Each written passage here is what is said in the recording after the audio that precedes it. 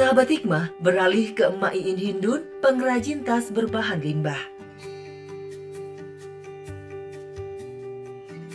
Belasan tahun menjadi orang tua tunggal sepeninggal sang suami yang lebih dulu berpulang, Emak Hindun yang berusia 60 tahun ini harus menghidupi sekaligus membesarkan kedua buah hatinya seorang diri.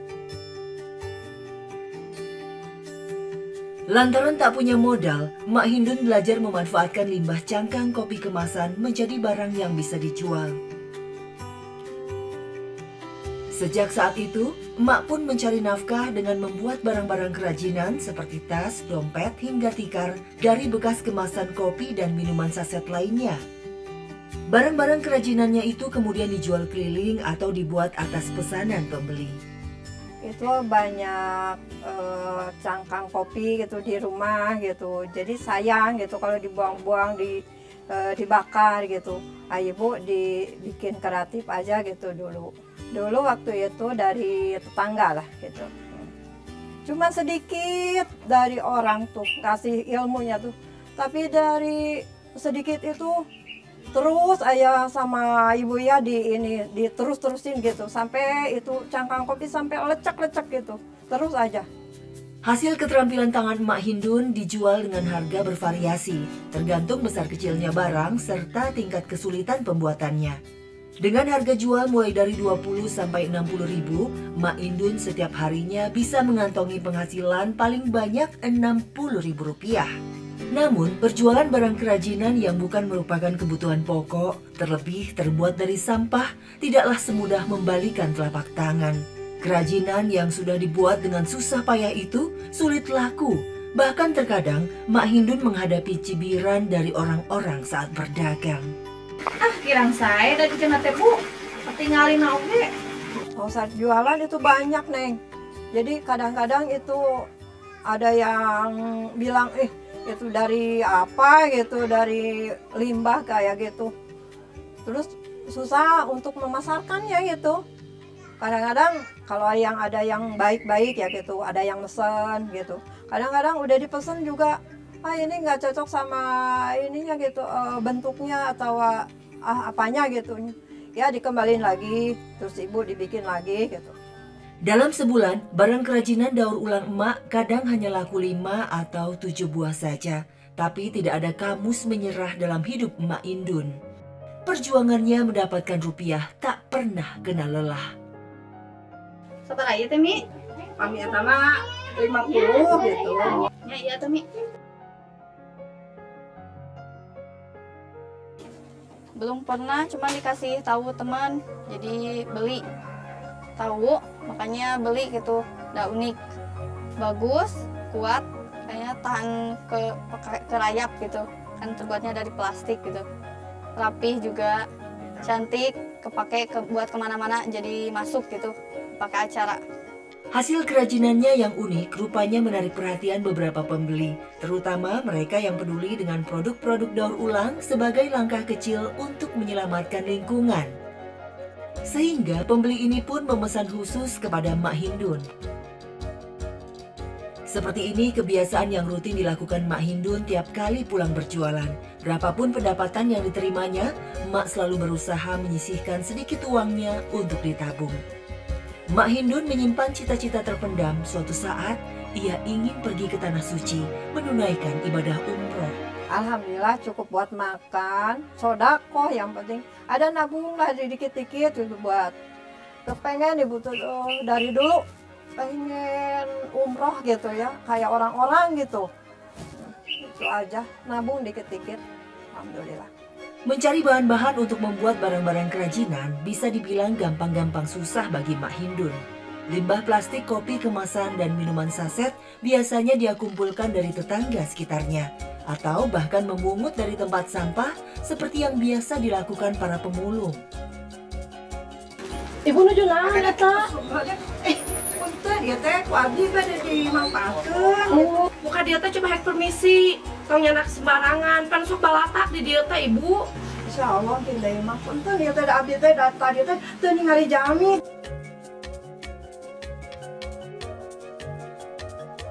Tapi di luar itu, ada bagian tersulit yang sering dialami Mak Hindun saat mencari bahan kerajinan tangannya.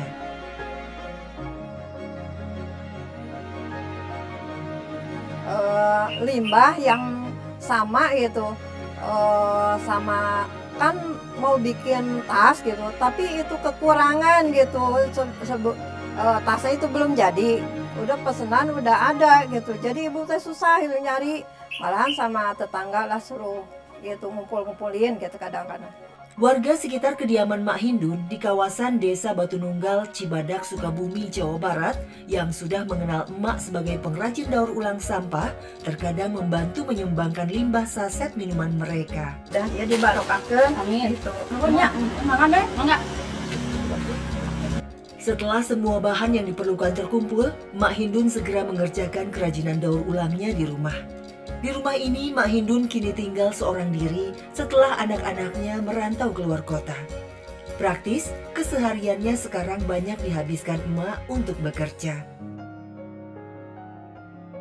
Sebelum mulai membuat kerajinan tas atau dompet dan lainnya, pertama-tama Mak Hindun memastikan dulu kalau bahan limbah bungkus kopi yang jenis dan motifnya sama sudah cukup untuk dirangkai menjadi satu barang. Baru emak mengawali proses pembuatannya. Langkah pertama, emak menggunting seluruh cangkang kopi sama rata agar hasilnya nanti sama ukurannya. Kalau sudah digunting bagian atas dan bawahnya, limbah bungkus kopi dilipat-lipat.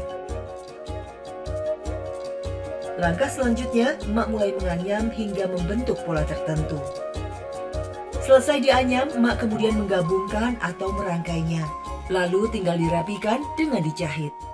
Kerangka tas pun sudah jadi. Emak lantas menambahkan kain furing atau kain polos pada bagian dalam tas.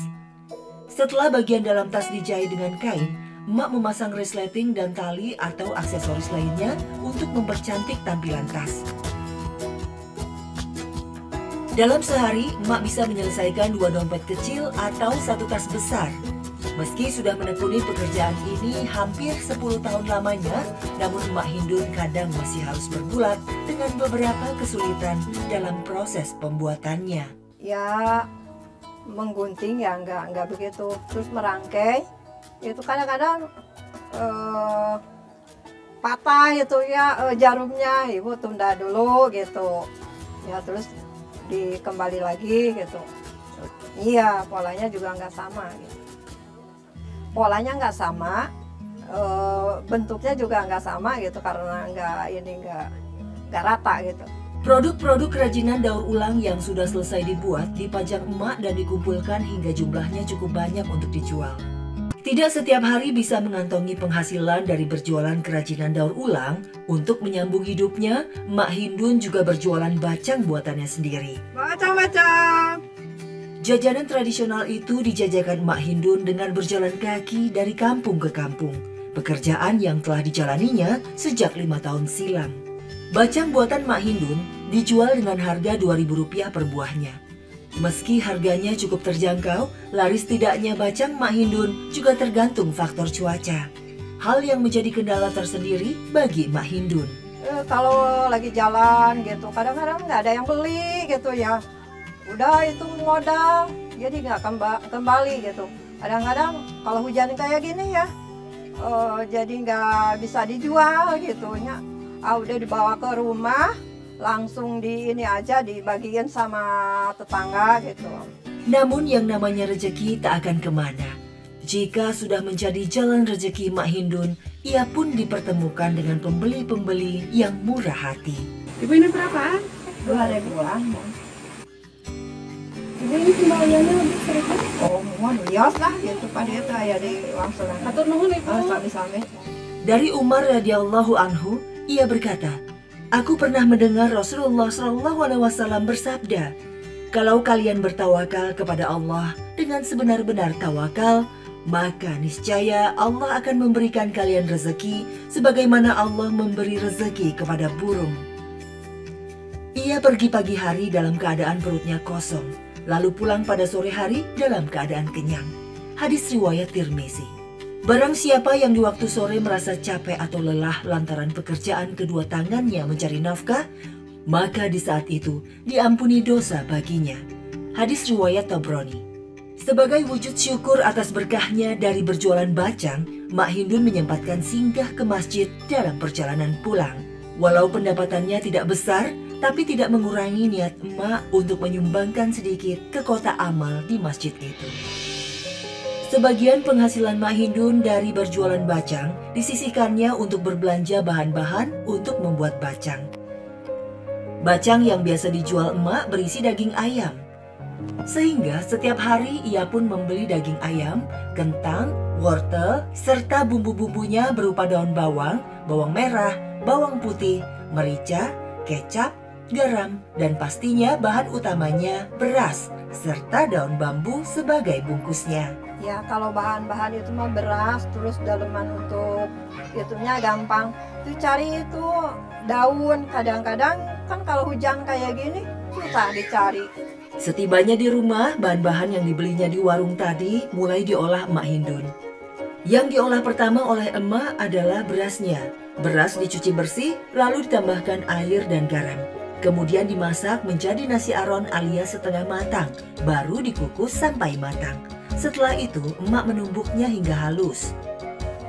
Langkah berikutnya, emak menyiapkan isian bacang beserta bumbunya.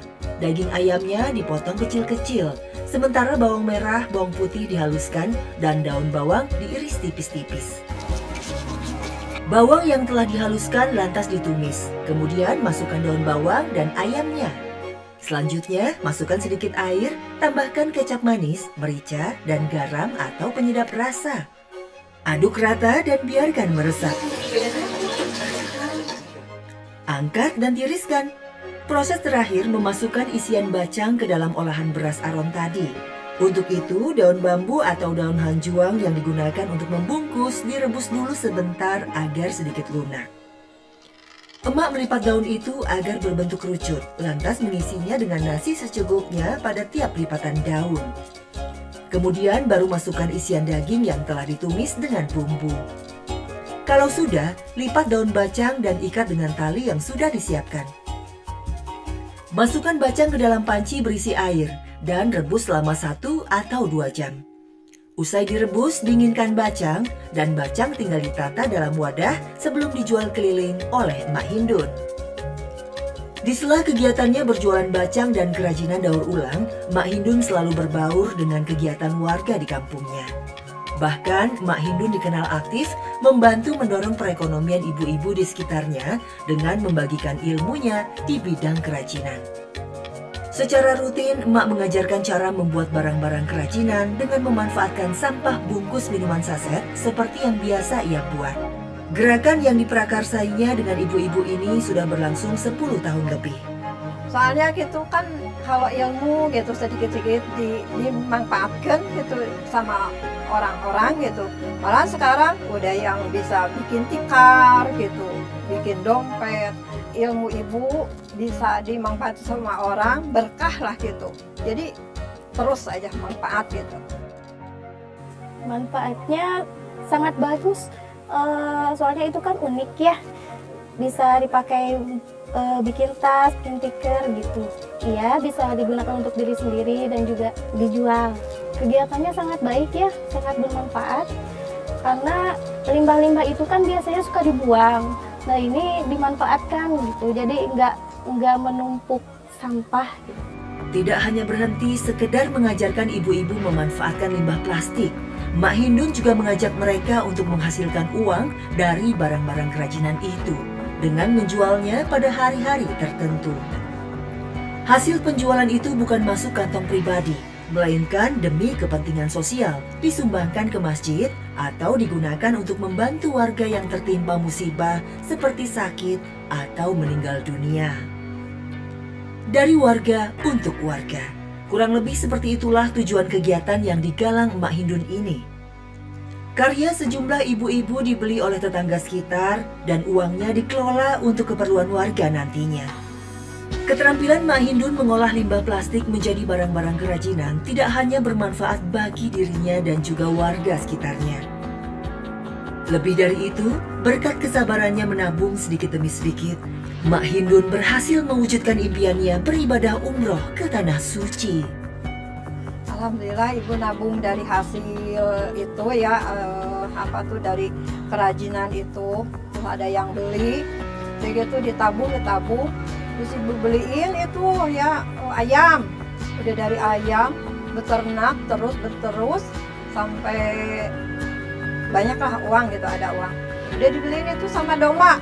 Nah, udah domba yang harganya cuma 400.000 tuh, masih kecil. Udah gitu dipiara sampai besar, itu kan yang betina ya, ibu pilih. Ya akhirnya terus punya itu ya, beternak itu. Akhirnya alhamdulillah itu domba udah banyak lah sampai kemarin tuh. Alhamdulillah berenan.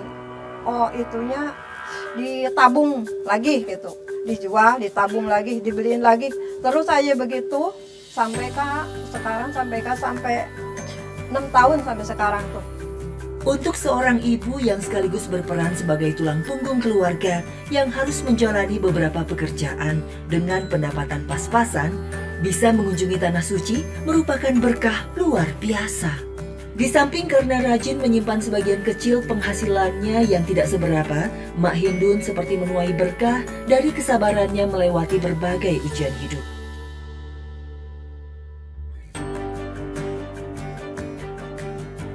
Ya mudah-mudahan dari sekarang tuh bisa, hikmahnya dari kemarin gitu berangkat ke sana, mudah-mudahan anak, cucu, menantu gitu bisa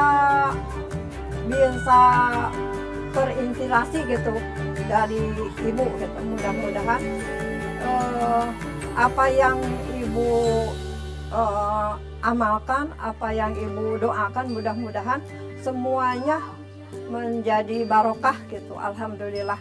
Alhamdulillah, jazakallahu khairan ya Allah. Allah sudah memberi hidayah ke keluarga saya, memberi rezeki yang banyak. Alhamdulillah, barakallah.